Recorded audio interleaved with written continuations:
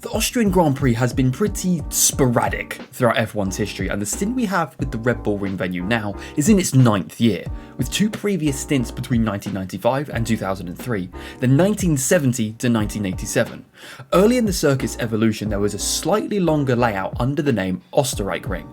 If you're even slightly familiar with the language, you can see it literally translates to Austria Ring, with the original layout actually still existing nowadays, although it's primarily used as a road merely to get from either side of the circuit rather than any actual racing on it. I was there last year, and believe me, this portion of tarmac hasn't been raced on for over 30 years, easily. The layout we have at the Red Bull Ring nowadays is nothing short of phenomenal, to be honest. I mean, ever since F1 came back in 2014, we've had extremely climactic races.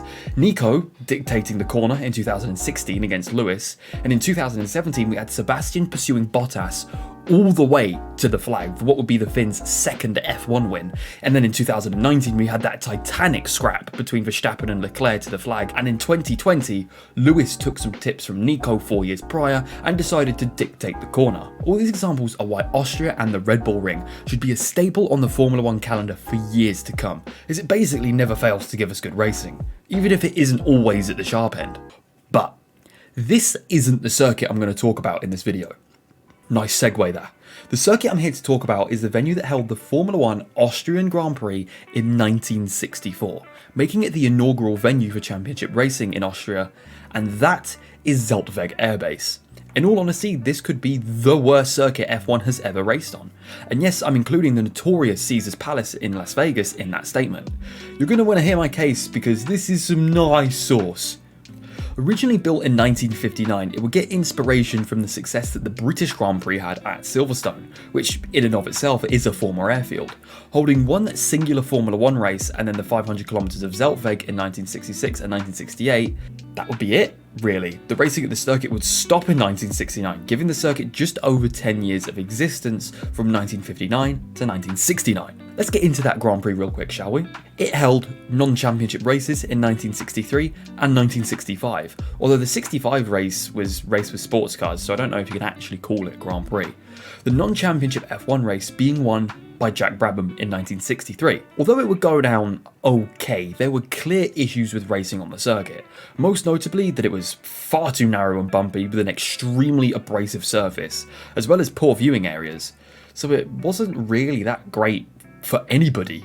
The actual championship Grand Prix was held over 105 laps on a 1.988 mile layout, with the paddock amusingly being located in a giant aircraft hangar, which in theory is great. Everyone stays dry, there's plenty of artificial light to work at night if needed. But then someone fires up an engine. You can see where the problem arises.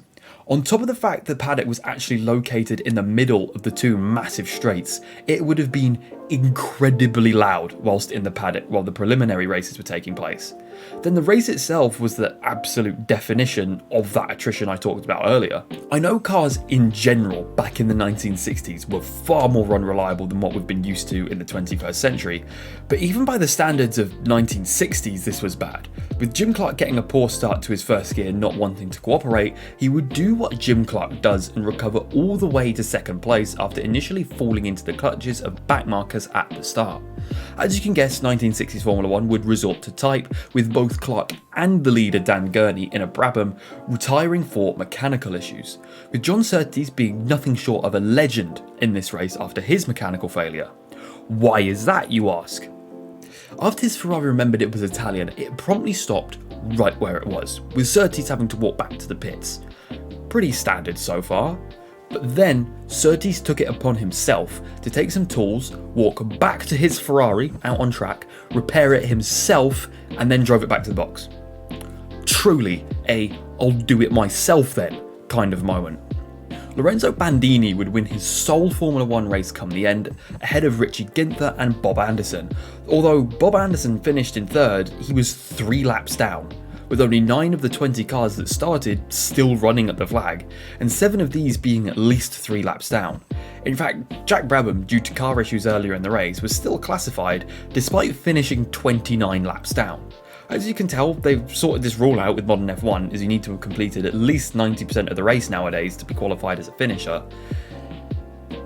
And that would be that for Zeltweg Air Base and Formula 1 machinery. And thank God for it. A car killer of a circuit that didn't deliver great racing at all, was boring for spectators to watch if they could even watch it, as well as simply being a pain to get to logistically in the 1960s.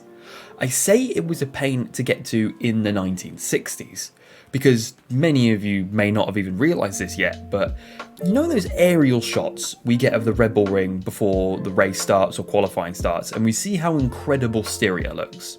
How many of you have gone, oh look, an airport in the background? Yeah, that is Zeltweg Air Base, literally across the street from where we race in 2023.